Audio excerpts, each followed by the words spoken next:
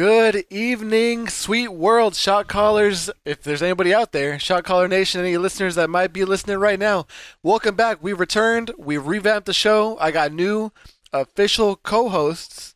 I'm your host, Richard, the mainstay. Is always going to be here, always going to be around. To my video left, we have Kyle Flick. Say what's up to the people, What's going Kyle. on? And then center channel at the bottom, we got Robin Sahota. How you feeling tonight, Robin? I'm feeling good. How y'all feeling? Oh, I feel amazing. So Yeah. I hinted it at the very beginning of the show.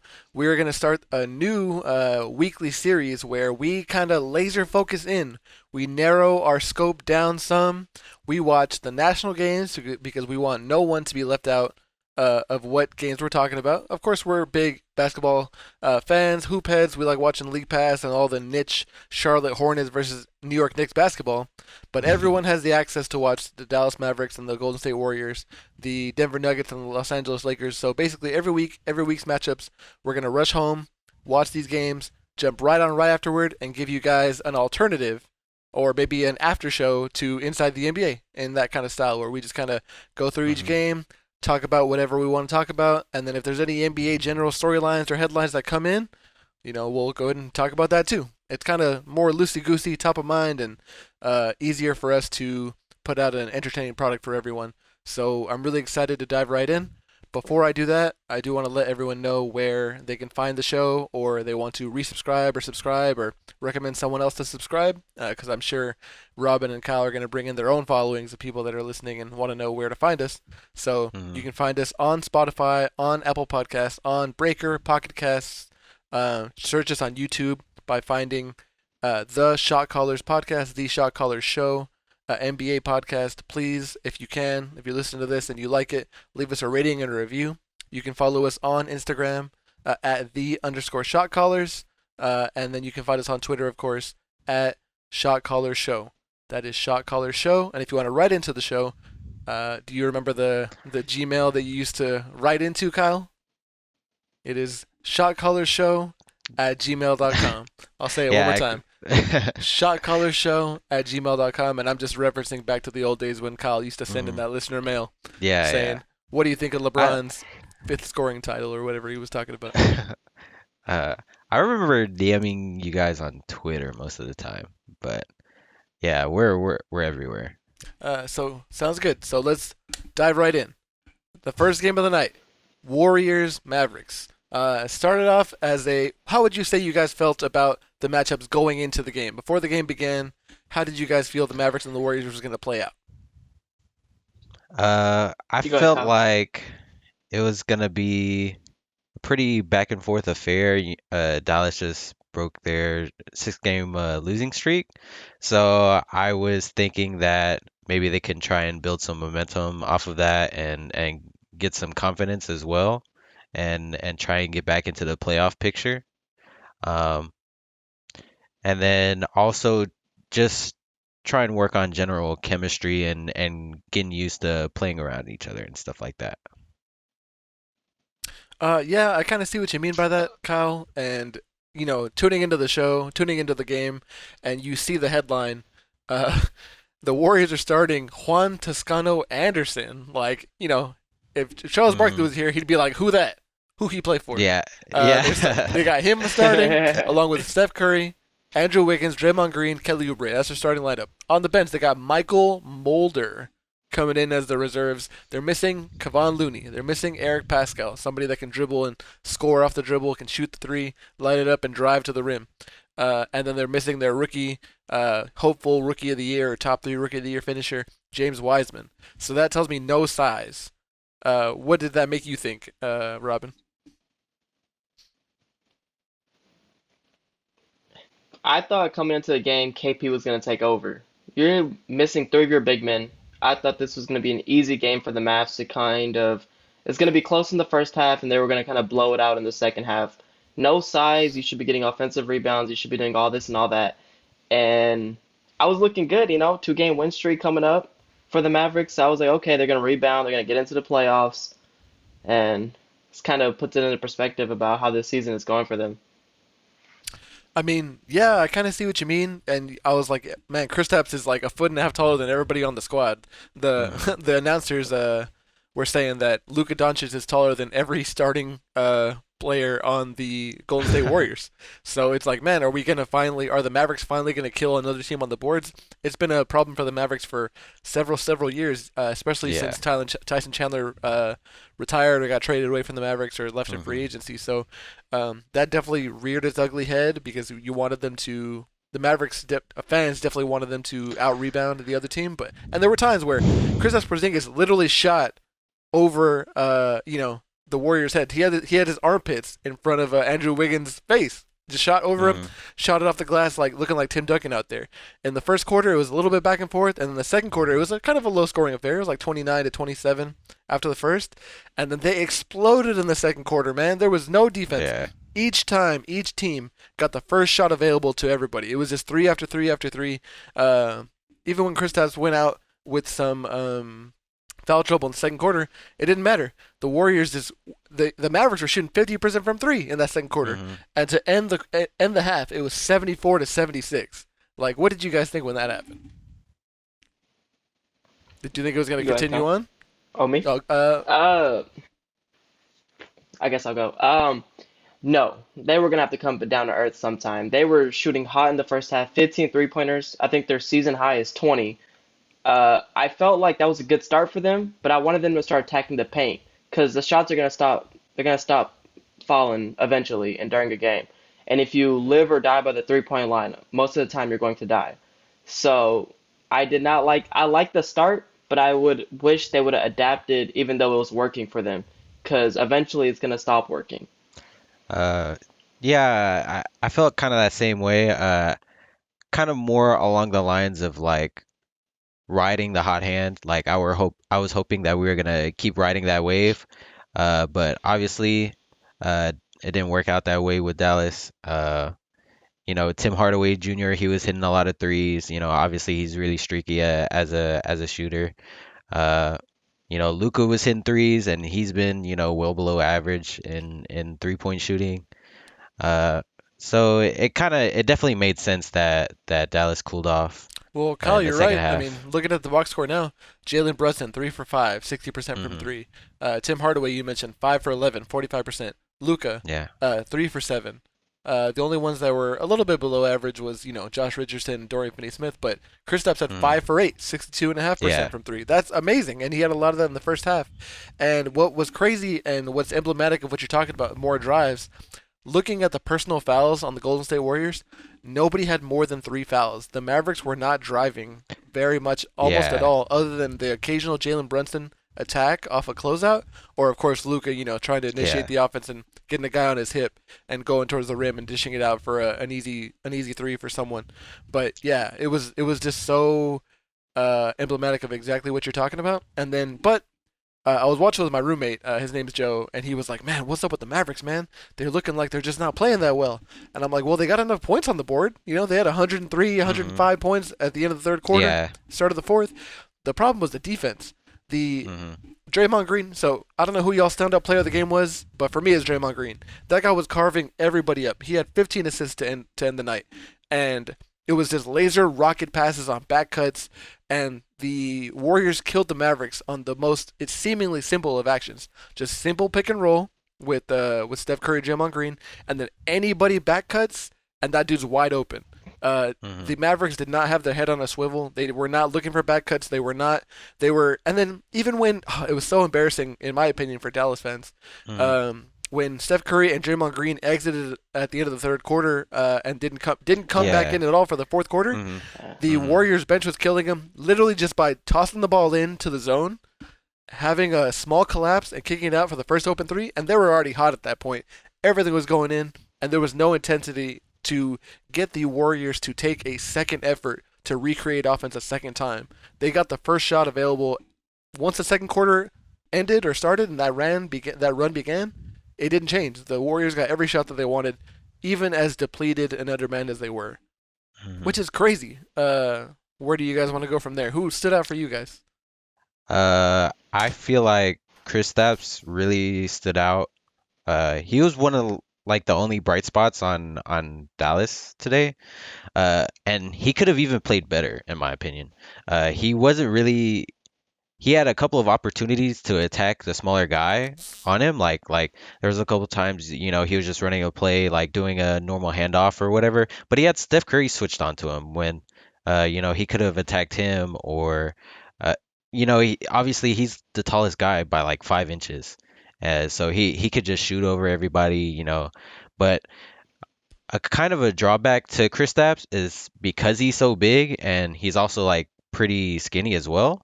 Like he just gets in foul trouble like all the time. Just because he just playing defense, like reaching in, it looks like a foul and stuff like that. So it's really easy to get him to cool off because they'll just have to take him out of the game because he's just in foul trouble. But Yeah, yeah, he's often a help yeah. defender. That's where you'll see him next to this. He's playing at the four next to Maxi Kleber, next to Willie Cauley Stein at times, and he's the one that's going to come in and try to come from the weak side and cover a rotation, and he'll get fouls in that way. And you're right, when he has a small guy mismatched on him, he's going to try to shoot over him, and that's kind of because he's not super proficient at putting the ball on the ground against smaller defenders. He's really Yeah. tall. His dribble's really high. It's really easy to strip, Hmm. especially if he were to become more adept. You saw it in the second game of our doubleheader. When a big guy puts that ball down and they're going to post up, they've got a swarm of little guys coming in to try to swipe that ball away when their back is turned. So that's going to be a danger. So of course, Kristaps is going to take the first clear shot open to him, kind of like Kevin Durant. He can just shoot right over almost anybody. So he's going to do it, but it kind of makes you hesitant because you want to see what other sort of tricks he has up his sleeve. There isn't too much of a post game there because while he was extremely ripped and had a larger physique coming into Dallas compared to when he was in New York, since that initial year, a couple years ago, he has slimmed down and has reported that he likes being at the weight that he's at. But that's going to make it harder for him to bang with the bigger bodies, which is why, you know, his knees are going to be a concern too.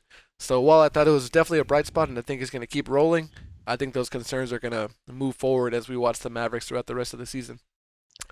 Anybody else on the Warriors, Robin? I'm kind of leading you to say what you were going to say, but Hmm. before you mention I that told person, you. yeah, you did tell me. Go ahead, go ahead. You can say it if you want. Go ahead. I told you what was gonna happen. Robin and I were working earlier today, Kyle, and we were just casually Hmm. talking about, are you ready for tonight's game? You gonna watch? He's like, yeah, I'm off. Or it was yesterday? It was not today. It was Yeah. yesterday. He's like, I'm off tomorrow. It I'm was watching the games. yesterday. It Yep. was yesterday. And Yeah. he's like, man, somebody's gonna go off on the Warriors. And in my brain, I'm like, that's pretty easy to say. Like anybody can say that. You go to the barbershop and then you be like, oh yeah, someone's going off tomorrow. Like obviously somebody has to. But Robin said Kelly Oubre is gonna go off tomorrow against the Mavericks because someone always goes off against the Mavericks. And little did did Robin know in 36 minutes, Kelly Oubre had 40 points, 8 rebounds, 2 assists, 1 steal, 1 block, and shooting 14 for 21 from the field, 7 for 10 Mhm. from 3. Like, Yep. Jesus Yep. Christ, a definite explosion. Soaking up all the minutes, trying to be everywhere. Had some definite duds. Him and Andrew Wiggins to start the game. I believe they missed Mhm. their first 3 shots in a row, and I was like, okay, that's emblematic. That's emblematic of what I've been seeing for the most part this season. Although Andrew Wiggins has picked it up on the defensive end, and Kelly Oubre has had flashes on the defensive end too, or having put back dunks. But like has to be his number one game of the season so far. So that was crazy to see. Do you want to take any more credit here? Yeah. Yeah. No, actually, I want to give like a whole shout out just to the Warriors in general. Being out with two centers and even Eric Pascal to out rebound the Mavericks 45 to 42 without your starting three big men is crazy. And to outscore the Mavericks 54 to 36 in the paint. You would have to That's something that nobody predicted coming into this game. I thought the Mavericks were going to get into the paint, kill them, not shoot 53 pointers. And for the Warriors to do that in general, just to beat them in the paint, is something that's not really about the Mavericks and how they play. That's all about effort. That's just getting to the paint and not chunking up the first shot you see. And the last thing I just wanted to kind of throw out there is 7 out of the 9 players on the Warriors scored in double digits. Only 4 people on the Mavericks scored in double digits. And the fifth Wow. highest scorer had 6 points. So that's not gonna fly for the Mavericks if they want to go deep into the playoffs and go further than they went last year. They can't rely on Luka and KP and then every other game Tim Hardaway to go off and then Jalen Brunson to go off some games. They need all to be consistent. If everyone scores 10 points rather than Luka going for 40 and KP going for 30, they'll go further than Luka having those crazy games here and there. That's just what I gotta Uh, throw in because I feel like the Mavs were just a disappointment today, like they've been all season. yeah. Today the Mavericks were trying to beat the Golden State Warriors at their own game, like just trying to shoot threes like nobody's business. And while I don't, I mean, we're or Dallas is the worst 3-point shooting team in the league right now.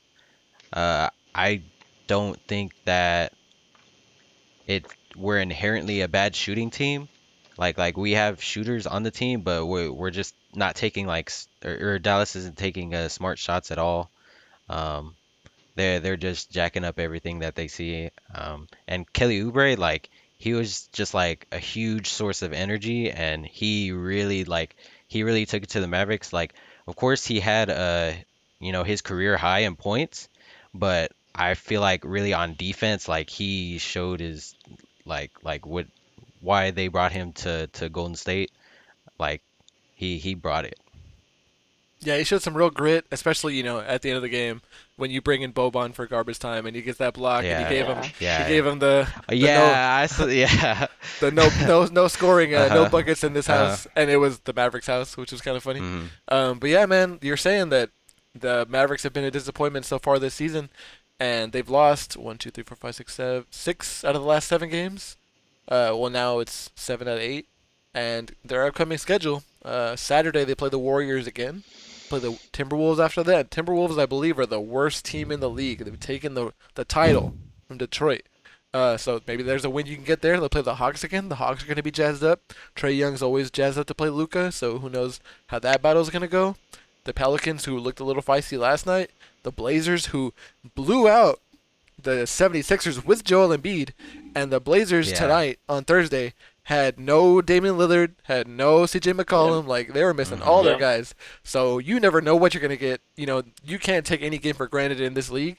Mhm. And then after that, they've got the Detroit Pistons, who I said wasn't the worst team in the league anymore. So, yeah. So it's hard to say what's gonna happen. And then on the other side, Warriors play the Mavericks again on Saturday. They got a back-to-back against the Spurs, the Magic, the Nets, the Cavaliers, and the Miami Heat. And you were thinking without Klay Thompson, the Warriors are probably going to be looking pretty bleak on the outside looking into the playoff picture. But right now, those roles are reversed. So the Mhm. Mavericks are going to have to catch the Warriors if they want to get into the playoffs or get into a play-in seed. Mhm. So I wonder what's going to have to change, and what Rick Carlisle is going to want to institute as far as scheme goes going forward. Because as I mentioned earlier, just one pass into the middle of the zone, breaking up the entire defensive scheme, and not forcing the Warriors into a second choice, like that's not something that is going to be easy to stop when you play a more fully equipped team. Yeah. What did Do you guys have any closing thoughts about this game before we move on to the second game of our doubleheader? Uh, yeah, Golden State really showed that they had great chemistry. Um, you know, I said it earlier about Kelly Oubre's energy, but it spread to like the entire team. Like other guys were hitting shots and getting pumped up, and they were pumping up other guys. So Mm-hmm. they look like a well-seasoned team, and they look great together. Dallas, on the other hand, like looked completely discombobulated. Like I want to say that their effort on defense wasn't bad, but they just had like so many miscommunications, and like they're running all over the floor, like trying to catch back up to the open man, even like especially when they're in zone. Like the effort is there in my opinion, but the communication and chemistry is not. And then also on offense, like it's just really stagnant. Like Luka's not moving off ball. Like I said, the only bright spots was when they had Kristaps in the high post or and things like that when they were going through Kristaps. But other than that, the it was just like Jalen Brunson ISO or Luka drive. And in the second half, Luka looked really bad. Uh, like he wasn't really making the right decisions. Like I remember he drove into the lane, and while the guy was on him, he should have just taken the shot, but he ended up like throwing it away or almost throwing it away. And it was just like kind of weird like not like no offense, no movement, no cutters. Um, it just looked like Dallas isn't a team, and of course you could blame the COVID protocols and like Yeah. a lot of players have been out and taking breaks and they haven't gotten in the reps, but you could say that about a lot of teams and still a lot of teams are handling it better than the Mavericks. I would just say effort. That's all it is. A couple of the losses that the Mavericks have had is all about effort. As you can see, the Warriors, they play with speed. They play as a team. It's not just one person dribbling for 20 seconds, passing it out, shooting a random three. It's all about moving the ball, making sure everyone gets their touches. If Luka's gonna dribble for 20 seconds, this is gonna turn into the Rockets all over again with James Harden, Yeah. and we all know how that worked out. So Well, I kind of I push just back on don't. I that. just I think the push back on Mavericks need that, to and play the sorry to team. interrupt you, Robin, but James Harden and Luka Doncic is a great comp. They both play at their own speed. They both are great with a Yeah. guy on their hip and have amazing vision and good clutch shooting at times from Luka. James Harden got to one win away from getting to the finals and besting the best Warriors team that we've seen Mhm. ever and the best team of a generation. So that's Mhm. that's good praise if you're gonna say he's gonna be looking like James Harden. And James Harden Yes. accomplished a lot, but and of course, it's going to look stagnant when the offense of the Mavericks is predicated around Luka creating almost everything. His touch was great today. He had leaners, floaters in the lane, creating shots other than threes for himself specifically because he has the talent to do it. He only had 5 turnovers, so I don't blame a lot of what was going on offense. The offense really wasn't the problem, other than never driving from other players on the team. In my opinion, today. But the number one thing that I can kind of lay the blame on is having no dynamism, no athleticism at the center position. Dwight Powell used to be the number one lob catcher for the Mavericks, Yeah. and he's Hmm. taking his time to recover as he should from his Mhm. injury. But it's unfortunate that these games count towards your record while he's trying to recover. He has no vertical lift. He's getting beaten on drives. He's getting beaten in the pick and roll, and it's a big sore spot whenever he's out there. Um, Mhm. I think they should lean more into Boban, man. Boban is a big liability on defense, but if no one's stopping anybody anyway, give it a try because Boban has some touch around the rim.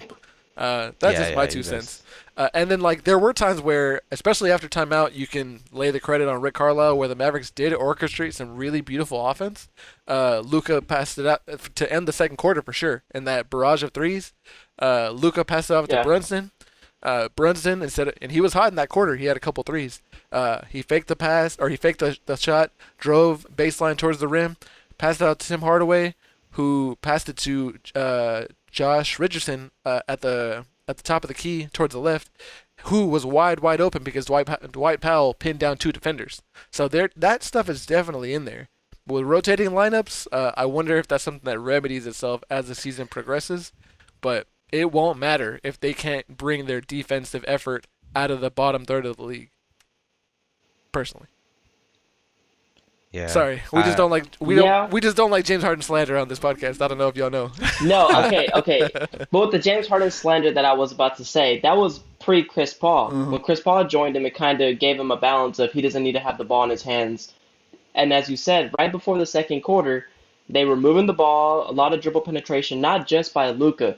So Luka's gonna have the ball in his hands most of the game. I get that. But when you have Jalen Brunson who was on fire in the second quarter, when you have Tim Hardaway who was over 50% 3 point at that time, and you have KP who you pay over 100 million to score the ball, you're gonna need to put the ball in their hands and let them create their own shots as well. Or not Tim Hardaway, but Jalen Brunson, KP. And And I feel like with Luka sometimes the defense sees it coming. So if you have Jalen Brunson do it and you put Luka off ball, sometimes you're gonna have a guy on Luka at the all times, and then it's gonna be 4-on-4 basketball.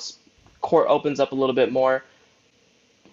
That's how the Rockets got that far is because James Harden didn't need the ball in his hands the whole time. Chris Paul did. When Chris Paul went down with that hamstring injury, not to, go in the past, but they started choking out their 3 point shots, kind of looked like tonight when the Mavericks started choking out their 3 point shots in the second half.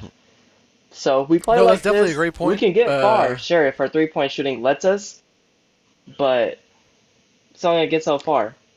No, yeah, that's definitely a great point, especially about as far as being off the ball. And I think Luca should definitely allow others to dribble a little more. Not Luca, but Rick Carlisle in the general scheme of the offense should empower Josh Yeah. Richardson, Jalen Brunson a little bit more. You've even seen Trey Burke do it in the bubble, when Hmm. needed.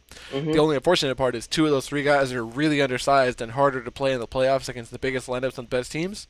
But I saw it today. Yeah. Luka caught a corner three and just shot it immediately. Where if you watch him over the course of his short career so far, a lot of times he won't shoot that catch and shoot shot. He will catch it, dribble a little bit, and then Yeah. shoot when he's a little bit more comfortable. But Hmm. um, that's not necessarily a bad thing because Luka can get a shot off at almost any angle. He's like a small little Jokic, leaning in any direction over Yeah. anybody because he's bigger than most people at his position. And if they're bigger than him, he's a little faster than them. So I definitely see what you mean, and I want to see a healthy mix of everything for them. Um, but before this turns into the Yeah. Luka show, do you guys want to move on to the Nuggets, or do you guys want have something else to share? Nah, I mean, I was gonna say Um, something about Steph. Oh yeah, yeah, please do. I, I Because feel like the image one I of, see. Oh, go ahead. Go ahead. uh, I feel like one of the reasons why Stephen Curry is so great and why he never seems to really get cold is because of like him moving around off ball. Like like just how the offense is set up, like he's always moving around, like even if he's not able to, create something off the dribble, like maybe they're double teaming, like if he brings the ball across half court and things like that, you know, he never, gets taken out of the offense, like Luka and James Harden does, or used to do. Um, he's always moving around off ball. Steve Kerr has done a great job at making sure that uh, he doesn't sit around and the offense flows like really well, not just with Curry, but like with everybody. No, that's for sure, and that is definitely a Steve Kerr compliment because if you Hmm. watch those games before Steve Kerr was the coach, it was Mark Jackson, and Mark Yeah. Jackson used to have Steph Curry and Klay Thompson posting up several times a quarter. They would just be backing down these dudes like they were Mark Jackson. Do you guys know why there's a 5 second rule in the NBA? You guys listening and you two right here. Do you know why there's a 5 second rule? yeah. Explain it to me. It's because Yeah. it's Go because ahead. Mark Jackson used to take his big ass and fucking post dudes up from the 3 point line all the way under the basket. He used to just back himself Li- up all the way down there. And there's literally supposed to be a 5 second rule where you gotta pass it at some point when you're in there. You gotta make a decision. Hmm. And they did it because of him. That's the Mark Jackson rule. That's what he was doing to Steph Curry and Klay Thompson. And we're so glad that Steve Kerr came and gave us this wonderful offense that other teams can aspire to. Just so you know, just a little knowledge bomb for y'all. So yeah, just so you know about that.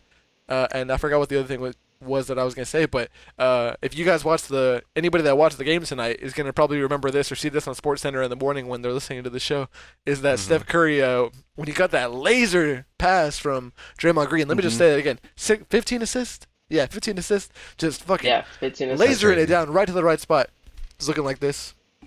Good looking out. Good looking Yeah. out, Draymond. Yeah, Yeah. I loved it. So I love the joy that he plays with, and not Hmm. everyone can emulate his off the ball skill, but that definitely is a good point as far as keeping yourself involved in the offense. And Steph Curry was hitting some ridiculous shots. Like Yeah, he was. it's like you see the shot go up, and you're like, oh, who shot that? That looks impossibly hard. Oh, it's Steph, and then it just swishes right in Yeah. there.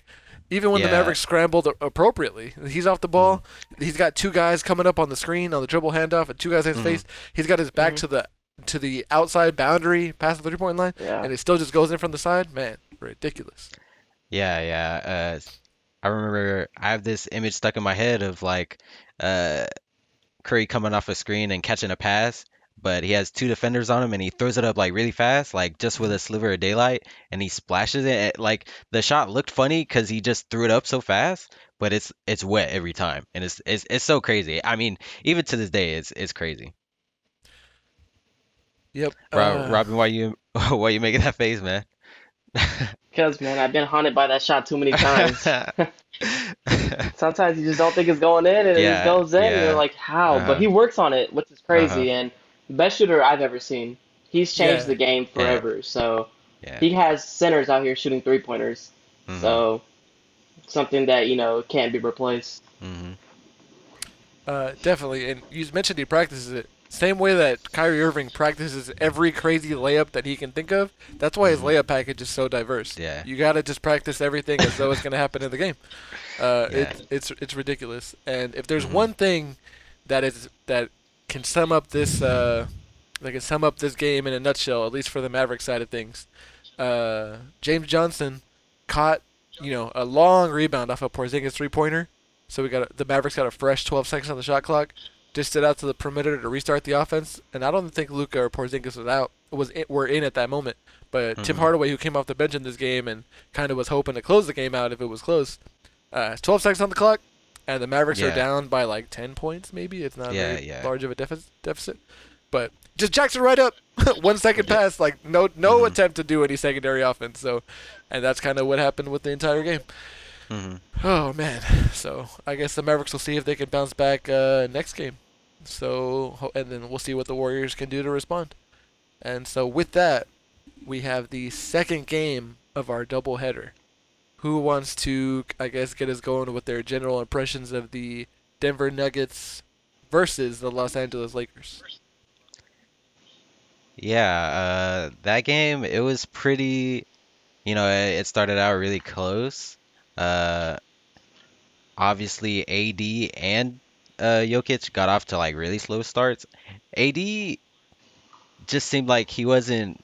He just seemed like he was chilling that game. Like he wasn't really putting that much effort. I mean, he was putting solid effort on defense, but on offense, they weren't really going to him that much. But Jokic this game, he was just like not hitting all his shots. He was having a tough time. Like obviously his effort was there. From what I could tell, like he was hustling for 50-50 balls and pushing the ball up the court on a fast break and stuff like that. But Just but he to compliment what you're saying, you can always tell when Jokic is giving 100% effort. You know how yeah. his cheeks get so red, like man, there's no question. Hmm.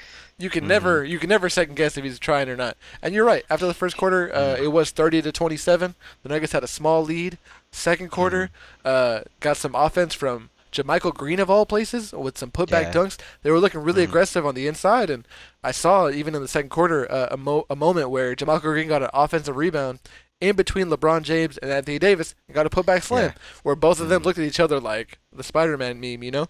And it was like, what's the deal with this? They were like, what are y'all doing? And Hmm. they kind of got out a little further ahead. Jamal Murray had some good defensive plays, getting a steal here or there. Hmm. I believe he ripped LeBron James on this awesome one in the third. Yeah. Yeah. That was in the Yeah. third quarter. Uh-huh. But yeah, they were up 58-46 going into the third, and then suddenly it seemed like with 5 minutes to go, Kyle, I think you remember this vividly Yeah. because you sent us a text, or it might have been Robin. The Lakers seemed as though they put a lid or some clamps on the rim, and Denver missed about three Yeah. or four different scoring opportunities. The Lakers came back and executed on about half of theirs, and before you knew it, entering the fourth quarter, it was 75-83. Lakers were up, Yeah. and then it kind of just steamrolled from there. Yeah. Uh, The In the third quarter, the Lakers defense got locked in and they just started chipping away like it wasn't just some crazy run just to blow Denver out of the water. It was like a slow grind to bring them back into the game. Robin, I got something I want to say about this in a second. But what were you gonna say about this game so far? We haven't heard from you. Uh, the third quarter, that was the big difference. Typically, most Nuggets and Lakers games are pretty close. It's usually, one of the teams have a lead, the other one doesn't, kind of they keep fighting, they cut the lead down. But that 15-0 run in the third quarter that you mentioned and that y'all were talking about was the difference of the game. I think the Lakers showed why they're the best defensive team in the league. They showed that their defense is why they're favorites to repeat in the West, or they're the favorites to repeat at least, I should say. Absolutely. And the 37-17 outscoring the Nuggets in the third quarter was the difference. I mean, you lead or you stop, I think, the MVP favorite in Jokic to 9 points going into the fourth quarter with only, I believe, 3 assists. That's something that, Anthony Davis, sure, he didn't score a lot on offense, Kyle, Hmm. but he definitely did something on defense guarding Jokic and also Marc Gasol why they brought him in the Yeah. offseason. I think that was a big difference. And I think LeBron hitting 3 pointers Oh my God! is gonna be I haven't something told y'all what that's I was gonna tell yeah, y'all. I, Oh yeah, I, I, say I it. yeah, texted these guys, listeners. yeah, I texted Robin Oh and yeah. Kyle, and I You said, said you were a genius. I'm shook. And they were like, "Why are you shook, Rich?" And I said, "I'm gonna save it for the show." I'm so shook. Like I'm an old man. I remember when LeBron James came into the league, and a lot of us do, yeah, because he hasn't been in the league forever, but it's been a yeah, long time. Mm, And it was every night going hard to the rim, freight train, mm, tomahawk jam, tomahawk jam. And if he was yeah, really feeling it, he'd make a three just to mm. spite you. You know what I mean? He's like, "Oh yeah, Yeah, I can do yeah. that too." And it got a little more polished. But if you played your team in the playoffs, or if you saw him kind of on his ascension towards gathering titles, when it got to the end of the game, it's like, is he going to make the three tonight? I feel good about this shot. It's the opposite now. He has come full circle. He Every shot that he takes, you are so secure. He is so secure that it's gonna go right in. It's so smooth, so sultry. It's such a great looking shot. Just a perfect kiss right into the net. And then at times when he can get the full steam rolling in his 35-year-old body or however old he is, Mm. then he'll rumble down to the rim, put a shoulder into Paul Millsap, and knock him back 4 feet. Like, I'm still who I am. But it's just such a dichotomy yeah, how Uh, it's just a dichotomy how it began versus how it's going. You know what I mean? mm. Like, so smooth. I'm so confident that he can close out any clutch shooting situation, up there with the likes of somebody like Kawhi Leonard, Steph Curry, guys that we've seen do it in the big stage too. So that's why I'm shook, because I don't know how you can stop yeah, him. yeah. Yeah. But yeah, I was gonna say Mm. if he can hit those 3 point shots consistently with his passing ability, it just kind of open up more space for Anthony Davis in the paint. And then I was gonna say tonight, KCP, Tucker, I think he's in the second year, I believe. Yeah, Taylor Horton Him, Tucker. Mhm. Schroeder, yeah, Schroeder and Harrell, the pickups in the offseason are going crazy, and then Kuz. Those five people, I think, were the difference. 'Cause I feel like the Nuggets were missing a couple pieces. They had to rely too much on some their starters and maybe a couple backups. But I think just those five people on the Lakers kind of made the difference, especially during that 15-0 run, and then just holding that lead down. No, you're right, Robin. That's it. If whenever I was thinking about how the game was going to go and Denver was kind of going up, and I was like, surely the Lakers aren't just coasting and they're going to put the clamps on in the fourth quarter, because they've done that a lot of times this season. Yeah, I was ready to kind of rag on the centers. I was ready to rag on Montrezl Harrell and Marcus Gasol. Marcus Gasol is a very smart defensive mind, very sharp, but he's reluctant to shoot if he's not feeling it, which is quite Mm. often. And while he might be in the right places, he's not always fast enough, or he doesn't quite make an impact. If he's a step slow, he's going to get a foul. These are the two guys that had the most fouls in the game, 4 fouls apiece. Montrezl Harrell can speed off the dribble. He's not quite as tall as some of the taller players on the Nuggets, of course. Just look at Mm. Paul Millsap, Nikola Jokic, guys like that. He can get taken advantage of, especially in the pick and roll. Just ask him Jamal Murray last season. So when he was on the Clippers. So I was really Mm. wary about that. But you mentioned Alex Caruso, Kyle Kuzma, Contavious Caldwell Pope, giving it their all, getting in the passing lanes, really making the Nuggets work for it on defense. The Lakers went down in the first and second quarter because they weren't having a great offensive showing. The Nuggets were being very scrappy themselves, but it wasn't a problem on defense. There was a wonderful, yeah, wonderful clip where, like I mentioned, Jokic is posting up. I believe it was Anthony Davis, and Caruso is helping off his man. He's right in the middle, and Kyle, this is gonna make you proud. Shout out to one of my favorite YouTubers, what B-ball breakdown, Yeah. Coach Nick. Yep. Yeah. Oh man, I wish I could make a diagram. This is Alex Caruso looking right in the middle. The left hand represents Jokic dribbling the ball. The right hand is pointing at Caruso's man, who might have been Monte Morris. Shout out to Monte Morris, had a great game.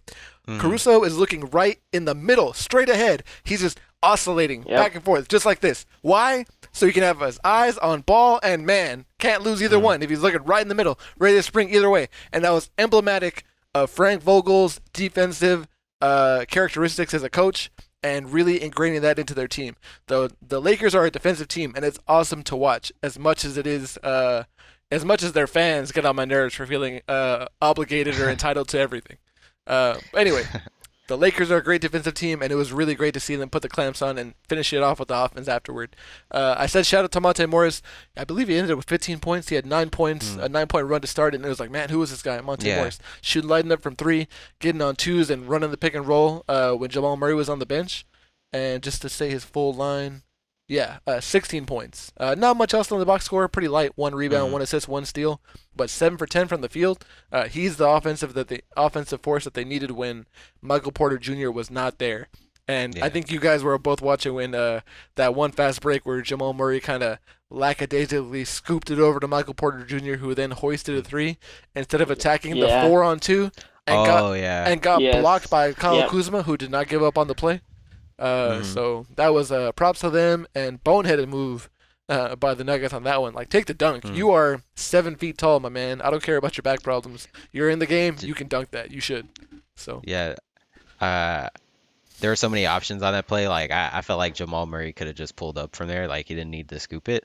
One of the problems for the Nuggets this game, I feel like because Jokic was, you know, having a below average game for him because, he's been having a MVP caliber season. Like he's been going off. hmm Uh, I feel like Jamal Murray or MPJ could have been more aggressive. Like could have played more aggressively, tried to score more. Uh, I feel that um, Jamal Murray is kind of an underrated facilitator. Uh, but even though I say he's an underrated facilitator, he should have definitely attacked more and tried to lighten the load for Jokic, who is having a below average game. And I'm also not worried about Jokic like falling off or anything. He's just one rough game against the best defensive team in the league, so uh, I don't even expect them to play this bad against the Lakers like normally, like if they played tomorrow or next week or whatever. So just an off game. Yeah, I definitely don't think he's going to fall off. His numbers have risen, the minute totals have risen each Mm, playoff series that he enters in after the regular season. It's gotten better year after year, and losing that weight after the bubble, season or the bubble playoffs, and actually getting COVID-19 last season, I was worried if he was going to be able to push mm, dudes around, but he still can. He still has that yeah, that wide base and can get a little lower and impose his will, and still has the touch, which is awesome to see. His arc is so high. Oh man, it's so great to watch. Yes. It's like Kristaps Porzingis has a similar arc, and it's so satisfying when the ball leaves the yeah. screen and then enters back down, going straight down the net.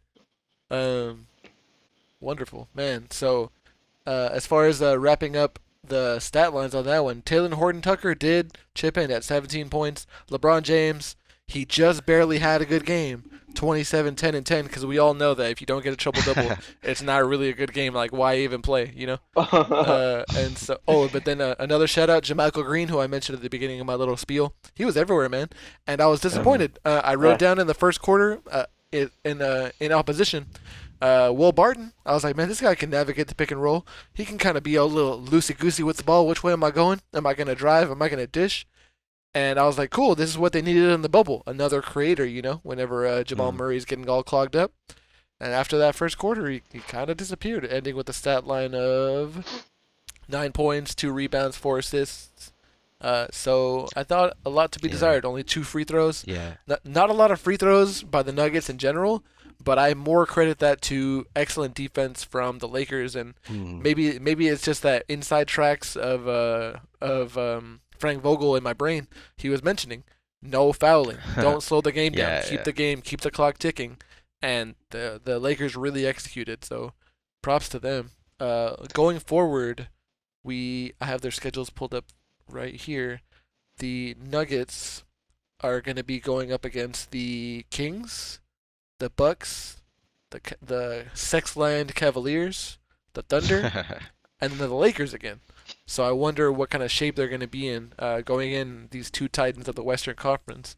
And then on the other side, the Lakers coming up. They've got the Pistons, the Thunder twice, the Grizzlies.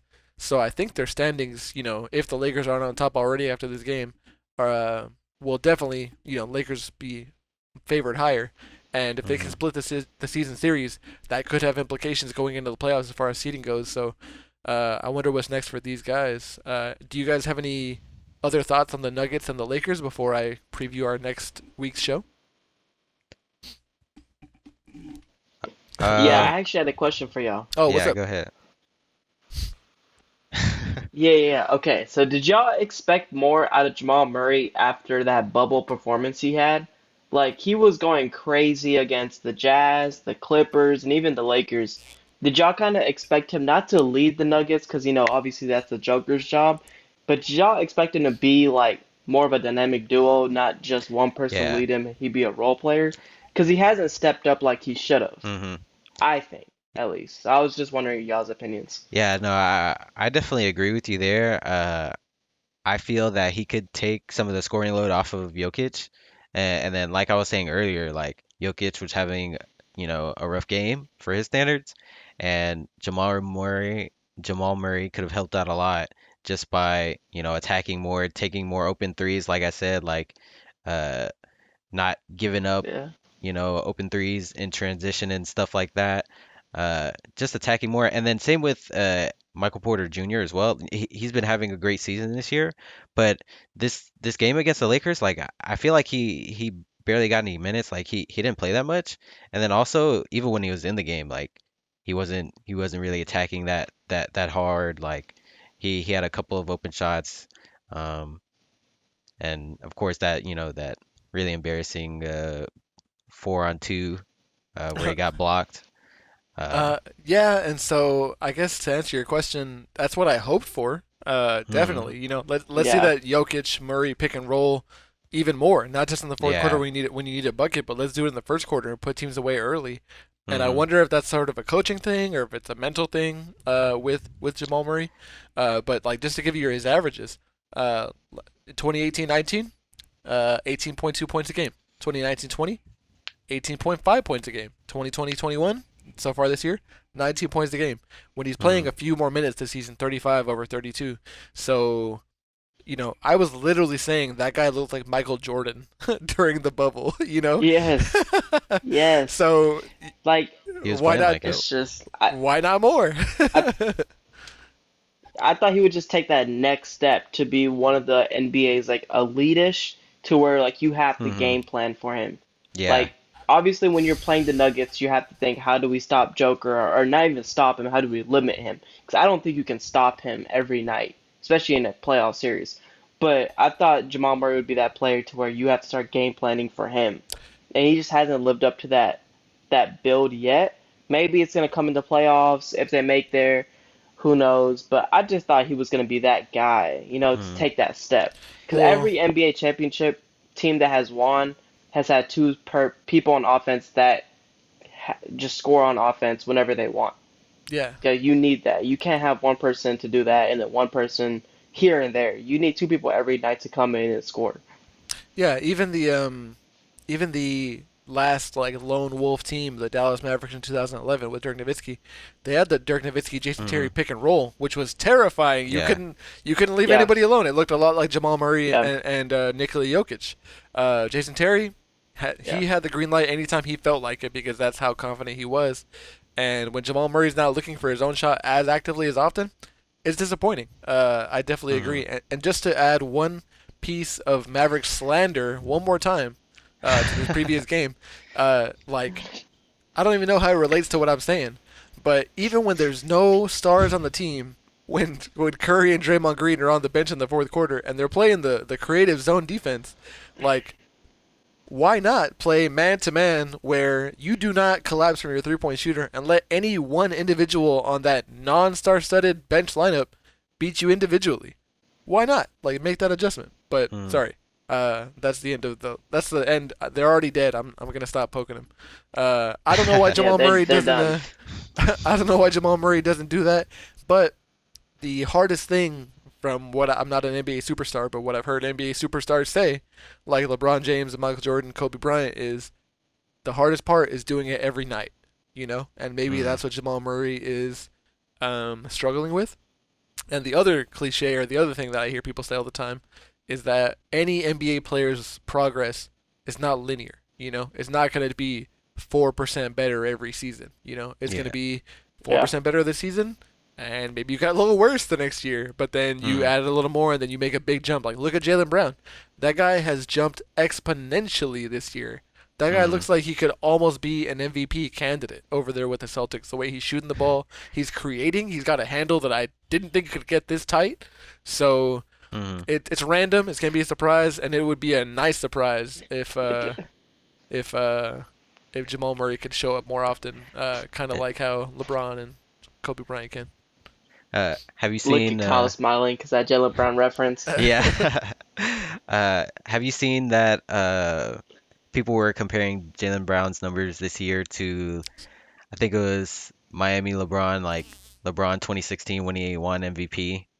Mhm. Like they're comparing his numbers like they look pretty similar. I mean, obviously, you know, this is still, the beginning of the season and also he's not even the number one guy on the Celtics. Uh, But but he's keeping him afloat while Jason yeah, Tatum is out with yeah, COVID protocol, and, yeah. and Kemba Walker cannot stay on the court or on my fantasy team. So Yeah. Yeah, but he's definitely made some massive improvements, like especially on the scoring side. You know, his three-point shooting has been good. His mid-range has been amazing. He's finishing around the rim well. Like I feel like that's the one area he's really stepped up in. Of course, because of his size, he's still like a good rebounder, mhm. good defensive player as well. So he's got a really solid all-around game. One of my Well, favorite players to watch. well, that concludes the Jalen Brown hour. Uh, I Right? I'm telling you, this guy loves this guy, no, I mean man. I love him too, He and so he's got a he's got a really good beard. oh yeah, that too. He looks Yeah, so yeah. old. It's so thick. um, but yeah. So what I wanted to say after we got done singing Jalen Brown's praises, I want to look ahead to next week's matchups that we're going to be Mm. watching. We've got a couple of juicy games. Have y'all looked at the standings? It's going to I have be not, so next Thursday, the 11th. Mark your calendars, listeners, so you can watch it with us and Mm. hop on. And maybe one point in the future we'll do this little chat live, so people can just jump in right here Yeah, and then yeah. post it later. It'll be at 6:30 p.m. on TNT. The currently 7-14 Miami Heat versus the uh, Island of Misfit Toys, the Houston Rockets, at 11-10. John Wall, Boogie Cousins, and unfortunately, I believe what is Christian hurt? Wood. yeah, Christian Wood is hurt. He It just could be an I extended know part. my fantasy team is crying right now. I'm not gonna lie. It's Oh, they're they're crying. crying like your Yeah. muscles They're cry out when you crying exercise. just like all year. Mm. But it's whatever. That's next game. Go ahead. Yeah, so we got that matchup, 6:30 p.m. and then the night game, a rematch of tonight's shellacking. Gary Trent scorched the earth against the Mm. Philadelphia 76ers, and they're gonna rematch the Sixers versus the Portland Trail Blazers. Maybe Damian Lillard will be back, and let's see what happens with that one. Ben Simmons didn't play Correct, either, Mm. correct. so But maybe he'll be Joel back as Embiid well. did Yeah. play. Joel Embiid played. They shouldn't have Yeah. lost this game. He Yeah, yeah. I They shouldn't have. It's as you said earlier in the show, though. Anything happen in the NBA. Every night is different. mm. It don't matter who's playing, who's That's not true. playing. Anything can The happen. Kangs have won 5 of the Yeah. last 6. Like anything Yeah. Really? can happen. Yes, yes, yes. I haven't seen that. But in that 76ers game, I saw that Seth Curry had 0 points. Uh, Yeah. and but while we're giving Gary Trent Jr. a lot of credit, I look at Carmelo Anthony and I give him a lot of credit too. He had 22. Yeah, he So lit it so up. he showed why hmm people were sleeping on him like a year and a half ago. Well, I mean, there also was nobody on the court besides him, so good thing he could light it Well, up in that situation. But yeah, Well, sure. yeah, he He, he got the opportunity and he took full advantage. he definitely deserves a role on a team. Mm, So for sure, I hope to he continue was a seeing big him through. piece in the bubble. He was a Oh big yeah, piece in the for sure, bubble. for I'll sure. say that. Just the thing Yeah. that makes me, I guess, wonder is, as the team construction changes going into after the trade deadline or even next season, it's like, what do you need from him if he doesn't want to come off the bench? But he acquiesced and is okay with coming off the bench. So, mm, I'll just stop talking and let him keep proving himself Hmm. right. So that's it for that one. I'm looking forward to the next matchups Hmm. for next week. I look forward to talking to you guys again. Any closing thoughts before we end this episode and I talk about all the social media tags? Uh, Oh, I got one when you're done. You go ahead, okay. Kyle. I mean, I was gonna just loop back to what you guys were saying about, or what Richard was saying about James Harden. He was saying no James Harden slander. I'm about to slander James Harden. Okay. So, uh, I feel that, it really would have cemented James Harden's legacy, like as really truly like one of the great players in Houston. I mean, obviously, uh, if he doesn't fold as like in that game 6, and he folded worse in game 7, I believe, of the Golden State Warriors when they had the best team of this generation, probably the last 20 years or whatever. Uh, they would be in the finals, and I've seen people say that, the Houston Rockets would have won that finals. Um, so I feel that even though like Chris Paul went down and don't give me that look, man. No, seriously. If he plays better, I mean, obviously it's also on the Houston Rockets because they went 0 for like 27 from three or Yep. something. Yeah, So it's not yeah. completely on James Harden's fault, but James Harden definitely contributed to that. And if he had actually like played up to what James Harden, like we all know and love, like they probably win that series and they go to the finals. So Well, Kyle, you're saying nothing new here. Yes, he didn't show up. We understand. He choked and didn't show up against the San Antonio Spurs when he got blocked by Manu Ginobili from behind.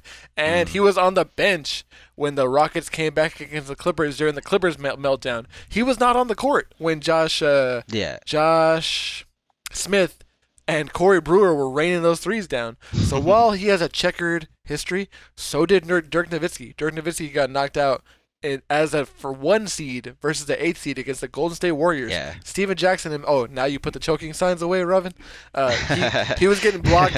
Oh He no, Dirk choked as well, but he made the finals at right, least. right. He made the He was finals. I'll Yeah. say that. yeah. He was getting blocked from behind by Steven Jackson and Captain Jack, Steven Jackson and Matt Barnes. So no, Yeah.